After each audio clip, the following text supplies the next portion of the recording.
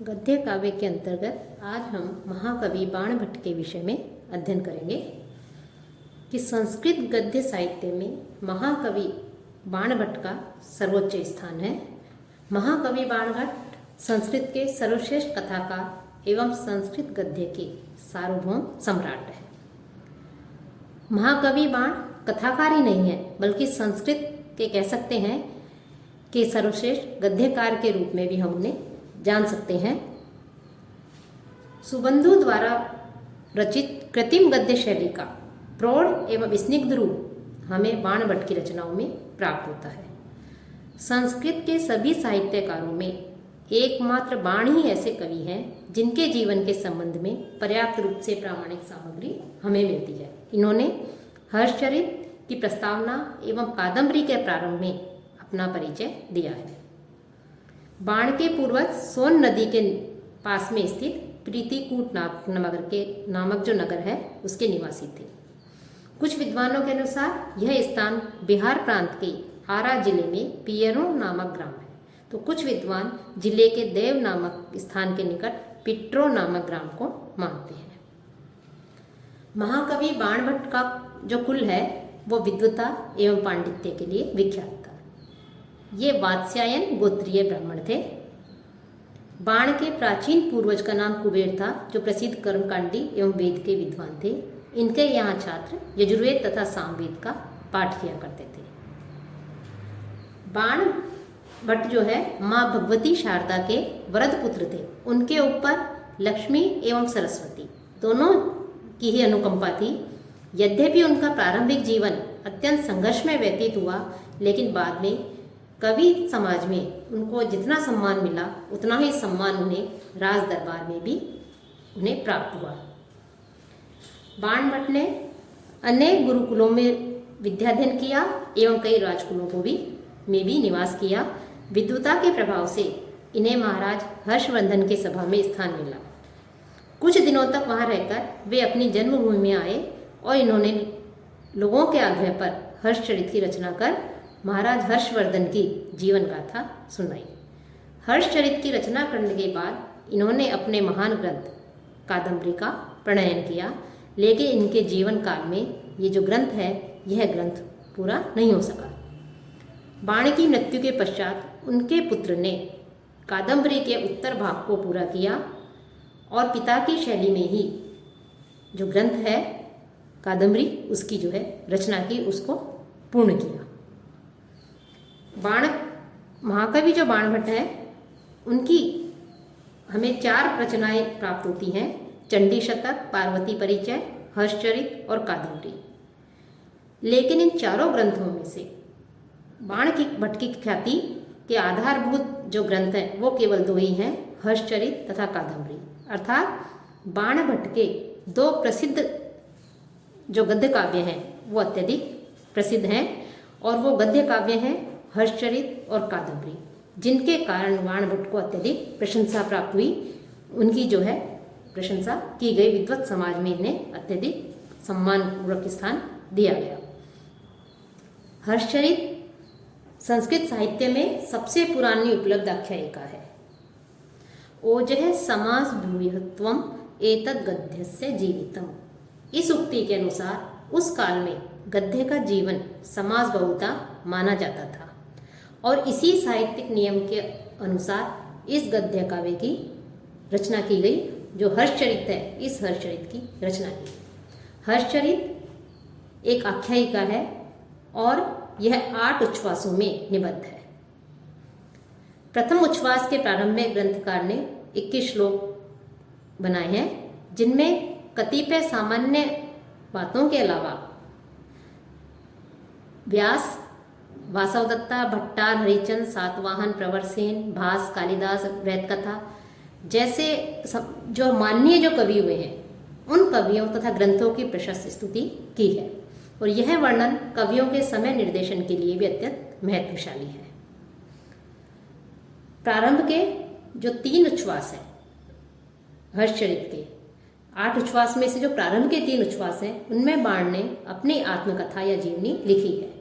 शेष जो 4th से 8वें उच्छ्वास में प्रभाकर वर्धन एवं रानी यशोवती का वर्णन है, राज्यवर्धन का जन्म, हर्ष एवं राज्यश्री का जन्म, राज्यश्री का गृहवर्मा के साथ विवाह, राज्यवर्धन एवं हर्ष की हूणों पर विजय, प्रभाकर वर्धन की मृत्यु, राज्यवर्धन द्वारा हर्ष का राज्याभिषेक, हर्ष की दिग्विजय, राज्यश्री का गृहत्याग।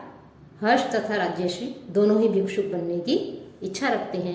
इसका जो है उन्होंने इसमें जो बाणभट्ट हैं उन्होंने हर्षचरित में वर्णन किया है। हर्षचरित में हर्ष की संपूर्ण जीवन गाथा का वर्णन नहीं है। इस रचना की शुरुआत पौराणिक ढंग से की गई है। वस्तुतः यह कोई घटना प्रधान विवरणात्मक इतिहास नहीं कह सकते इसे, अपितु यह अलंकृत शैली का वीर रस प्रधान वर्णनों की रमणीयता से परिपूर्ण एक उत्कृष्ट गद्य काव्य है। इसमें हर्षचरित में यथार्थ का चित्रण है, कहीं करुणा का मार्मिक दृश्य है तो कहीं हास्य और श्रृंगार का रोचक चित्रण है। मरणासन प्रभाकर वर्धन का चित्रण, यशोमती का विलाप एवं सतीत्व का चित्रण, हर्ष के पौरुष एवं उसकी दिग्विजय के प्रमाण का चित्रण, राज्यसभा का वर्णन, वनग्राम का वर्णन आदि हर्षचरित को एक उच्च कोटि का काव्य बनाने के लिए बाणभट्ट ने उनका प्रयोग किया है और ये उसके लिए पर्याप्त है। लेकिन हर्षचरित को काव्य के रूप में जो है उतना महत्वपूर्ण स्थान नहीं दिया गया, उतना महत्वपूर्ण नहीं माना जाता जितना ऐतिहासिक एवं सांस्कृतिक जो दस्तावेज हैं उसके रूप में इसको मान्यता प्रदान है। हर्षचरित में ऐतिहासिक घटनाक्रम का वर्णन न होने पर भी इसका जो सांस्कृतिक परिदृश्य है वो सांस्कृतिक परिदृश्य इतना व्यापक है कि यह हर्षकालीन इतिहास के लिए एक महत्वपूर्ण स्रोत जो है वो बन गया है। उन्होंने तो इस प्रकार से जो हर्षचरित है यह हर्षचरित बाणभट्ट विरचित प्रथम ग्रंथ माना जाता है। और ये जो हर्षचरित है यह 8 उपश्वासों में विभक्त है और यह एक आख्यायिका के रूप में माना जाता है। जो दूसरी जो हर्षचरित के पश्चात जो रचना की बाणभट्ट ने वो है कादंबरी। कादंबरी संस्कृत साहित्य का सर्वश्रेष्ठ गद्य काव्य कह सकते हैं कि बाणभट्ट के द्वितीय गद्य काव्य कादंबरी की कथा एक जन्म से संबद्ध न होकर चंद्रापीड़ तथा पुंडरीक के 3 जन्मों से संबंध रखती है। यह एक कथा काव्य है। यह 2 खंडों में विभाजित है, पूर्वार्ध तथा उत्तरार्ध। पूर्वार्ध संपूर्ण ग्रंथ के 2/3 भाग में विस्तीर्ण है जिसे स्वयं बाण ने लिखा है। उत्तरार्ध जो है कादंबरी का यह संपूर्ण कादंबरी का तृतीयांश है जिसे बाण की मृत्यु के पश्चात जो है पुलिंद भट्ट ने उसको पूर्ण किया, उसे लिखा। महाकवि बाणभट्ट ने कादंबरी का प्रारंभ 20 पद्यों की एक प्रस्तावना के पश्चात किया है। ये जो 20 पद्य हैं इन 20 पद्यों में देव स्तुति, गुरु वंदना, खल निंदा आदि का वर्णन करके अंत में उन्होंने अपने वंश क्रम का भी उल्लेख किया है। बाणभट्ट द्वारा रचित जो कादंबरी है इस कादंबरी का जो प्रारंभ है कथा का प्रारंभ शूद्रक के वर्णन से किया गया है। शूद्रक के यहाँ चांडाल कन्या वैशंपायन नामक जो शुक है उस शुक को लेकर के वो वहाँ पर पहुँचती है। अर्थात राजा शूद्रक के दरबार में एक परम सुंदरी चांडाल कन्या वैशंपायन नामक शुक को लेकर आती है और उस शुक की विशेषता यह है कि वह मनुष्य की बोली में बोलता है। शुक सभा में आत्मवृतांत सुनाता है और यह भी बताता है कि वह किस प्रकार से जाबाली के आश्रम में पहुंचा और अपने पूर्व जन्म का वृतांत उसने किस प्रकार ज्ञात किया। शूद्रक कौन था, चांडाल कन्या कौन थी इत्यादि सभी प्रश्नों का समाधान वहीं हो जाता है। श्रोताओं के मनोरंजन का भी साधन जो है वो वहाँ पर एक तरह से शुक के रूप में प्रस्तुत करता है। कादंबरी की कथा का प्रारंभ करता है जिसके साथ वह स्वयं संबद्ध रहता है। इसी के क्रम में ही ऋषि जाबाली के द्वारा वर्णित राजा चंद्रापीड़ और उनके मित्र वैशंपायन की भी कथा आ जाती है। तो जिसका विस्तृत वर्णन है इस विस्तृत वर्णन में 3 जन्मों की घटनाएं गुम्फित है। राजा शूद्रक ही पहले जन्म में चंद्रापीड़ थे, उससे भी पूर्व जन्म में श्वेत केतु पुत्र पुंडरीक था। महाश्वेता एवं कादंबरी का एक जन्म का ही वृतांत है। महाश्वेता की कथा तो जो कादम्बरी है उस कादम्बरी के प्रेम की भूमिका मात्र है। इस कथा की प्रधान नायिका कादम्बरी है, जिसके की नाम पर इस ग्रंथ का नामकरण हुआ है कादम्बरी। वस्तुतः कादम्बरी के जो पात्र हैं गंधर्व लोक, चंद्रलोक तथा मानव लोक उसकी जीवन विभूति हैं और ये सभी पात्र परस्पर एक दूसरे से प्रेम और आत्मसमर्पण के लिए कृत संकल्प है। कादम्बरी की कथाओं का मुख्य तत्व प्रेम ही है। बाणभट्ट ने कादम्बरी में प्रणय भावना का विकास किया है, वो एक मनोवैज्ञानिक रीति से ही उन्होंने किया है। चंद्रापीड़ और कादम्बरी दोनों के हृदय में परस्पर एक दूसरे के प्रति नैसर्गिक मधुर आकर्षण इसमें दिखाई देता है कि जो चंद्रापीड़ है, वो जो नायक है, वो दिग्विजय के प्रसंग में हिमालय प्रदेश में जाता है। यहाँ एक किन्नर मिथुन को देखकर उसे पकड़ने के लिए उसका पीछा करता है। वह मिथुन तो अंतर्हित हो जाता है और राजा आच्छोद नामक दिव्य जलाशय के निकट पहुंचता है। वहां वह अपने अश्व को बांधकर शिवालय में वीणावादिनी महाश्वेता के संगीत से आकृष्ट हो जाते हैं और उसका परिचय प्राप्त करके उसकी प्रिय सखी कादम्बरी का दर्शन करता है। चंद्रापीड़ और कादम्बरी दोनों के हृदय में परस्पर एक दूसरे के प्रति नैसर्गिक मधुर आकर्षण हमें दिखाई देता है, लेकिन प्रणय की पूर्ति के पूर्व ही राजा अपनी राजधानी उज्जैनी लौट आते हैं।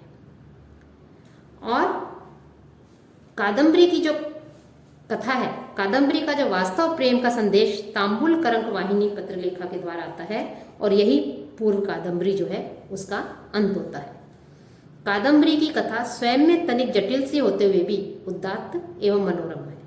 नवीनता के कुतूहल से अनुप्राणित होकर यह कथा जो है रुचिकर बनती जाती है। संपूर्ण कथा में उत्तरोत्तर जैसे जैसे आगे बढ़ते हैं, रहस्य का उद्घाटन कथा के अंत में होता है। दो प्रणय कथाओं जो हैं वो हमें इसमें दिखाई देती है और उनका निर्वाह बाणभट्ट ने अत्यंत कुशलता के साथ में किया है। तो इसके कादम्बरी के पूर्वार्ध में चंद्रापीड़ और कादम्बरी एक दूसरे से प्रेमाविष्ट होते हैं। तभी चंद्रापीड़ राजधानी उज्जैनी लौट जाता है और पत्र लेखा कादम्बरी का प्रेम संदेश लाती है और यहीं पर इसका पूर्वार्ध समाप्त होता है। जो कादम्बरी का उत्तरार्ध है उसमें चंद्रापीड़ महाश्वेता के पास आता है और वैशंपायन महाश्वेता के प्रति प्रणय के प्रयास के कुपित तपस्वी के श्राप से शुक बन जाता है। इस मित्र के दुख से दुखी चंद्रापीड़ भी शरीर त्याग देता है। कादम्बरी आती है, विलाप करती है और चंद्रापीड़ के माता पिता भी दुखी होते हैं। यहीं पर जाबाली की कथा समाप्त है। उधर वह जो शुक है, वह शुक चांडाल कन्या के हाथ में पहुंच जाता है। वह उसे राजा शूद्रक के दरबार में लाती है और यही ज्ञात होता है कि चांडाल कन्या पुंडरीक की माता लक्ष्मी है और पुंडरीक ही पूर्व जन्म का वैशंपायन और इस जन्म का शुक है। राजा शूद्रक ही चंद्रापीड़ है जो पहले चंद्रमा था और श्रापवश पृथ्वी पर आए। कथा समाप्त होते ही लक्ष्मी रूप जो चांडाल कन्या है वो अंतर्ध्यान हो जाती है। शूद्रक और शुक का शरीर जो है वो अपने शरीर का त्याग होता है और चंद्रापीड़ पुनः जीवित होता है और पुंडरीक का आगमन होता है। अंत में पुंडरीक से महाश्वेता का और जो चंद्रापीड़ है उस चंद्रापीड़ से का कादम्बरी से जो है मिलन होता है। अर्थात इन दोनों का चंद्रापीड़ और कादम्बरी, पुंडरीक और महाश्वेता, इनका जो है पुनः मिलन होता है और ये प्रणय युगल सुखपूर्वक अपना जीवन व्यतीत करते हैं। इस प्रकार से कादम्बरी की जो है ये रचना हमें में जो उसमें हर्षचरित के पश्चात की थी बाणभट्ट ने, उसमें इस प्रकार से कथा हमें प्राप्त होती है। जहाँ तक बाण की जो गद्य रचना है उनका हम मूल्यांकन करें या उसके भाषा शैली देखें, उनके तत्व देखें, तो उसके विषय में पता चलता है कि हर्षचरित को स्वयं बाण ने आख्यायिका कहा है। इस कवि ने हर्ष की संपूर्ण जीवन गाथा का वर्णन न करके केवल उनके जीवन की प्रारंभिक घटनाओं का ही उन्होंने इसमें वर्णन किया है। और कादम्बरी बाणभट्ट की सर्वोत्कृष्ट रचना मानी जाती है, श्रेष्ठ रचना जो है मानी गई है। बाणभट्ट मानव प्रकृति एवं बाह्य प्रकृति जो है उस प्रकृति के ज्ञाता थे। उन्होंने कादम्बरी में दोनों का ही हृदय स्पर्शी एवं स्वाभाविक चित्रण किया है। पराक्रमी महाराज शूद्रक, सौम्य तपस्वी हारी, कोमल हृदय नरेश तारापीड़, ज्ञानव्रत जाबाली, सकल शास्त्र निष्णात अमात्य शुकनास, आदि सभी का जो है बाणभट्ट ने अत्यंत ही सुंदर चित्रण, स्वाभाविक चित्रण किया है। भाषा शैली की दृष्टि से भी देखें तो जो कादम्बरी है वो एक उत्तम ग्रंथ है। कादम्बरी में सूक्तियों का भंडार हमें दिखाई देता है।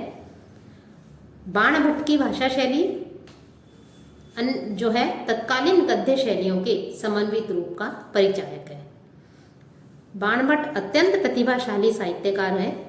इनकी वर्णन शैली अत्यंत निपुण है और ये कृत्रिम आलंकारिक शैली के पक्षधर है। हर्षचरित की प्रस्तावना में इनकी शैली के विषय में हमें ज्ञान प्राप्त होता है। साथ ही इन्होंने इनके पूर्व वक्रोक्ति रहित स्वभावोक्तिपूर्ण रचनाएं प्रचलित थी। इन्होंने उसके पश्चात जो है उन्होंने असंख्य श्वान की संज्ञा दी। इनके अनुसार आदर्श गद्य शैली में नूतन एवं चमत्कारपूर्ण अर्थ, सुरुचिपूर्ण स्वभावोक्ति, सरस श्लेष, स्पष्ट रूप से प्रतीत होने वाले रस और अक्षरों की दृढ़बद्धता होना आवश्यक है। बाणभट्ट ने अपने कथा काव्य में इन तत्वों का पूर्ण रूप से पालन किया है। इन सबको अपने काव्यों में स्थान दिया है। नूतन एवं चमत्कारपूर्ण अर्थ इनके काव्यों में हमें दिखाई देते हैं। बाण के समय में समाज बाहुल्य ही गद्य जो है वो उसका जीवन माना जाता था। जिसमें समाज की बहुलता है, समाज बाहुल्य ही गद्य का जीवन माना जाता था। बाण पांचाली गद्य रीति के आचार्य हैं, जिसमें अर्थ के अनुरूप जो शब्द हैं उन शब्दों की योजना चलती है। जैसे सरस अर्थ तत्समान ही सकुमार वर्ण विन्यास। बाण की रचनाओं में ललित पद विन्यास है। रचना शैली सुंदर तथा नए नए अर्थों का मनोहर सन्निवेश है। बाण की शैली जहाँ एक और प्रौढ़ साहित्यिक गद्य को सफलतापूर्वक प्रस्तुत करती है, तो साथ ही दूसरी ओर व्यावहारिक पद्य की कसौटी पर भी वो खरी उतरती है। कहीं कहीं तो ऐसे वाक्यों की योजना की गई है जो हमें आज भी दैनिक जीवन में बहुलता से प्रयुक्त होते हुए दिखाई देते हैं। ऐसे स्थलों पर सरल, सुबोध और छोटे छोटे वाक्यों का प्रयोग किया गया है। कादम्बरी में शुकनासोपदेश कपिंजल द्वारा काम पीड़ित पुंडरीक को दी गई शिक्षा, कादम्बरी और महाश्वेता के विरह वर्णन आदि के प्रसंग में संक्षिप्त लेकिन प्रभावशाली वाक्यों की जो है हमें वहाँ पर योजना मिलती है। बाणभट्ट की शैली में अलंकारों का भी समुचित प्रयोग किया गया है। उन्होंने उपमा, रूपक, उत्प्रेक्षा, विरोध एवं परिसंख्या जो अलंकार है इनका मुख्य रूप से, विशेष रूप से अपने काव्यों में प्रयोग किया है। बाण की शैली गद्य कवियों के लिए आदर्श भूत है। वे प्रभावशाली गद्य के लिखने में नितांत जो है प्रवीण माने जाते हैं। बाणभट्ट ने की शैली में सूक्ष्म निरीक्षण शक्ति, अलंकृत वर्णन प्रणाली, प्रकृष्ट प्रकृति प्रेम, उर्वर कल्पना और मौलिक अर्थों की उद्भावना, ये सारे गुण समान रूप से हमें दिखाई देते हैं।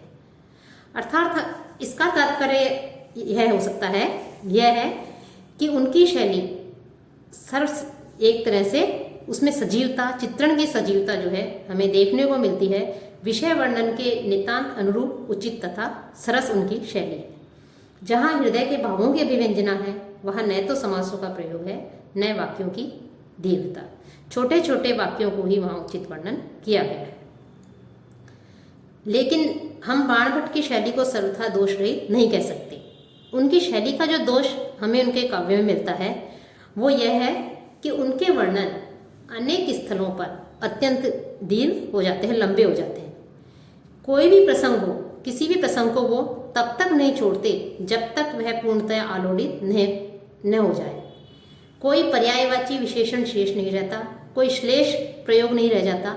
उनकी कल्पना सदैव मुक्त हस्त रहती है। अवसर मिलते ही वो अपने काव्यों में जो है इनका प्रयोग करना प्रारंभ कर देते हैं और तब तक उसको से नहीं छोड़ते जब तक कि अपने संपूर्ण भावों को वो उसमें प्रयोग नहीं करते, संपूर्ण भावों को उसमें नहीं उड़ेलते, नहीं ला सकते। इसलिए उनके गद्य की उपमा एक भीषण अरण्य से दी है, जहाँ श्रेष्ठ एवं द्रूह जो शब्द है उनके एक तरह से समूह हमें दिखाई देते हैं। उनकी आलोचना भी की जाती है इसी क्रम में कि उन्होंने इस प्रकार से जो है इसे जटिल भी बना दिया है, क्योंकि गाढ़बंधता, संधि एवं समास जहाँ एक और संस्कृत गद्य में जटिलता उत्पन्न करते हैं, वहीं उनसे भाषा में संक्षिप्तता, सारगर्भिता एवं भाव संग्राहकता भी आ जाती है। संस्कृत गद्य के सम्राट बाणभट्ट ने इस मूल्यांकन को अपनी रचनाओं में उपयुक्त रूप से प्रयोग किया है, जो पाश्चात्य आलोचकों के लिए दुरूह और अवरोधक बन गया है। महाकवि जो बाणभट्ट है, वो बाणभट्ट उस नक्षत्र के समान है जो अपनी कांति से अन्य सभी को छिपा देते हैं। बाण वर्णनात्मक शैली के धनी हैं। सुबंधु ने जिस कृत्रिम गद्य शैली को पल्लवित किया, उसका प्रौढ़ एवं स्निग्ध रूप हमें बाण में उपलब्ध होता है। सुबंधु के ही मार्ग का प्रतीक होने पर भी बाणभट्ट जो है, उनमें कुछ ऐसी निजी विशेषताएं हैं जिनका प्रयोग कालिदास, माघ, भवभूति आदि में भी किया है। यद्यपि कालिदास जैसी उदात्त भाव तरलता बाण में हमें नहीं मिलती है, तथापि सरस कोमल शैली के द्वारा उच्च कोटि के प्रभाव की सृष्टि करने में जो है कालिदास समाज संस्कृत साहित्य में बेजोड़ है। तथापि माघ और भवभूति के समान सानुप्रासिक समासांत पदावली का जितना सुंदर निर्वाह बाण कर सकते हैं, उतना अन्य कोई गद्य लेखक नहीं कर सकते। इस दृष्टि से बाण माघ और भवभूति से भी आगे निकल गए हैं।